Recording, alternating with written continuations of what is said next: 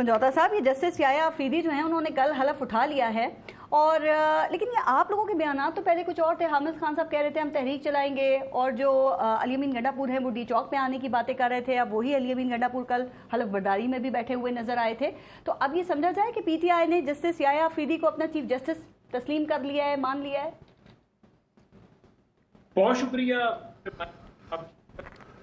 पहली बात तो ये है हम उस बात के ऊपर कायम हैं। हम समझते हैं कि आईनी जो तरामीम की गई हैं ये बिल्कुल गलत हैं, ये गैर कानूनी इन्होंने अमल किया है और उन लोगों ने किया जिनको अवाम ने मैंडेट ही नहीं दिया और उस तरीके से किया है जिस तरीके की कोई मिसालें नहीं मिलती दुनिया में। किसी मुल्क के अंदर जमहूरियत का आज तक आप नहीं देखोगे किस तरह तबाही फेरी है या आइन के ऊपर जो हमले किए हैं या को कंप्रोमाइज कहीं पर भी नहीं देखा जी।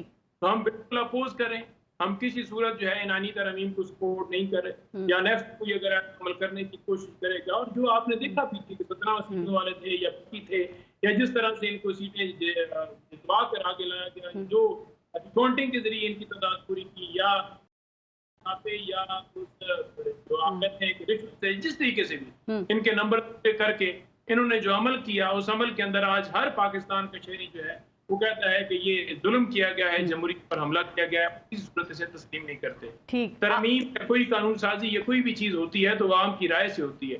अवाम ने राय नहीं दी उन लोगों को जिन्होंने आकर ये सारा मामला किया और अवाम ने राय नहीं दी कि आप तरमीम करें, तो ये तरमीम इन्होंने की। पंजौता साहब, अभी आपने सुना गबोल साहब ये कह रहे हैं कि 27वीं जो तरमीम है वो लाने के लिए काम शुरू हो गया है। आप अभी 26वीं तरमीम से ही बाहर नहीं निकले हैं और क्या अभी भी जस्टिस याया अफरीदी को आप चीफ जस्टिस नहीं मानते? अब तो तस्लीम करते हैं ना, तो एक लिहाज से फिर 26वीं तरमीम आपने कबूल कर ली। नहीं, देखें, जब कोई लॉ बनता है, जब कोई ऐसा अमल किया जाता है बेशक गैर कानूनी तरीके से हो, तो फिर उस तरीके से ही आपने देखा कि सुप्रीम कोर्ट में वही जजेस जिन्होंने फुल कोर्ट रेफरेंस के अंदर बैठने के ऊपर इतराज किया जी, वो बर्दारी में आ गए क्योंकि लॉ ऑफ द लैंड आपका जिस तरीके से भी है बना है और उसको उस टाइम तक वो चलेगा जब तक उसे खत्म नहीं किया जाता, उस तरमीम को वापस किया जाता।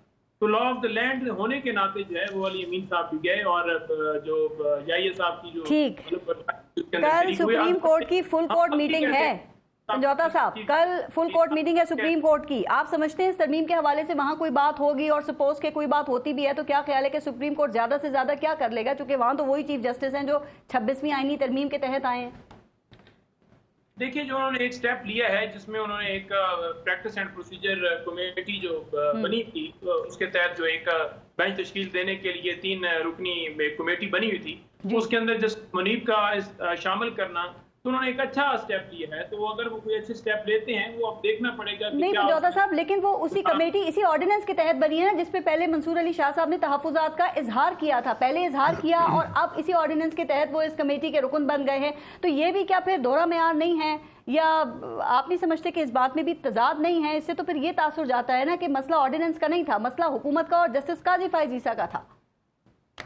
नहीं, देखें, ये सारा अमल किया गया है, जितना सारा कुछ हुआ है वो वाज़ेह नजर आ रहा था कि हुकूमत जो है किसी सूरत नहीं चाहती कि जुडिशरी जो है वो इंडिपेंडेंट हो, बल्कि उनके ताबे उसको ताबे करने के लिए उन्होंने ये सारा किया है कि आजाद जजेस जिन्होंने फैसला दिया, जिन्होंने अपनी मर्जी से ये कहा कि ये सीटें पाकिस्तान का हक थी, उन्हें देनी चाहिए। इसी तरीके से फिर फैसले आए तो वो देख रहे थे कि अडॉक जजेस की तादाद पूरी करके भी ये मामला हल नहीं हो रहा, तो पूरे क्योंकि हाई कोर्ट के अंदर भी उन्हें प्रॉब्लम्स आ रहे थे, मुख्तलिफ हाई कोर्ट के अंदर, तो उन्होंने सारा देखा कि सारे सिस्टम को अपने अंडर करने के लिए ये सारा अमल किया।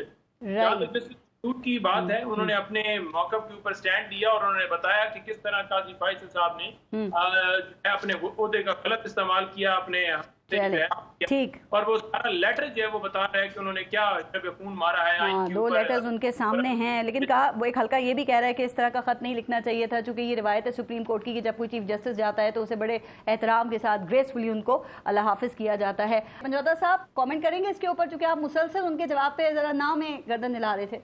देखिए, सरवर्दी साहब के ऊपर मैं जरूर कमेंट करूंगा। जो वो बात कर रहे हैं कि हार हुई है, बिल्कुल हार नहीं हुई। बिल्कुल जो है मैं समझता हूँ कि अगर पाकिस्तान के अंदर बैठा हुआ कोई एक शख्स भी किसी कोने से बैठकर एक ये एतराज करता है या लेटर लिखता है कि जो मौजूदा चीफ जस्टिस होता है पाकिस्तान का या किसी भी मुल्क का कोई बाशिंदा होता है वो उसके चीफ जस्टिस को लिखता है, तो वो मैं समझता हूँ कि फिर ये चार्जशीट है।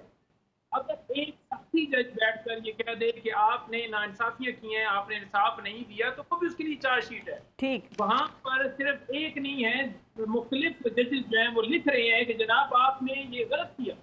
और आप भी देख लें कि 6 जजेस इस्लामाबाद हाई कोर्ट के वो भी लेटर लिख रहे हैं कि इस तरह मुदाखलत है, आप उसके अंदर इंटरवेंशन करें, जो कि उन्होंने कुछ भी नहीं किया। ये सीनियर तो प्यूने का बताएं ना। ये तो इस्म की जीत है। ये कौन सी जीत मनाई जा रही है? नहीं, वो सीनियर प्यूने का जमीर साहब कह रहे हैं कि आप जस्टिस मंसूर अली शाह नहीं होंगे, जस्टिस अमीनुद्दीन होंगे। जो प्रैक्टिस एंड प्रोसीजर जो कानून है उसमें तरमीम करने जा रही है हुकूमत। देखिए तरमीम करने के लिए इनके पास इख्तियार ही नहीं है, इनको अवाम ने मैंडेट ही नहीं दिया। ये तो कठपुतली है। अच्छा। इनको तो मुसफ्फे रात को मिलते हैं, जनाब मुसफ्फा आ रहे हैं, अब इसको आपने इम्प्लीमेंट करवाना है। किसी से पूछ लें इनमें से जो वहां पर प्रेजेंट कर रहा होता है कि जनाब आप बताएं कि इसके अंदर कौन कौन सी शिक्के, उन्हें पता ही नहीं है। तो इनकी क्या औकात है, इनकी क्या हैसियत है?